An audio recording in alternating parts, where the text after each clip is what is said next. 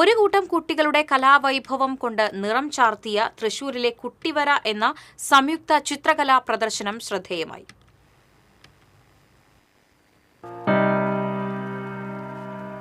പൂവും പൂമ്പാറ്റയും കഥകളിയുമെല്ലാമായി കുട്ടിവരയിൽ ഇതൾ വിരിഞ്ഞ ഓരോ ചിത്രങ്ങളും കാഴ്ചയുടെ കൗതുകം ജനിപ്പിക്കുന്നവയായി.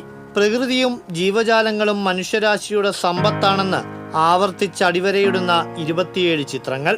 ഋതുനന്ദ സുനിൽ, ജ്യോതികൃഷ്ണ, നീരവ് ബി കൃഷ്ണൻ, നന്ദിത ജിതേഷ്, ഗുൽമോഹർ സി അജയ്, ആർ ശ്രീനന്ദ എന്നീ 6 വിദ്യാർത്ഥികളുടെ ചിത്രങ്ങളാണ് പ്രദർശനത്തിൽ ഇടം പിടിച്ചത്.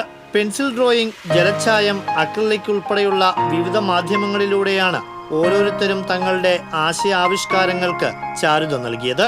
UP തലത്തിൽ പഠിക്കുന്ന ഇവരെല്ലാം ചിത്രകലാകാരൻ സുധീഷ് ടി മലയിലിന്റെ കീഴിൽ ചിത്രകല അഭ്യസിക്കുന്നുണ്ട്.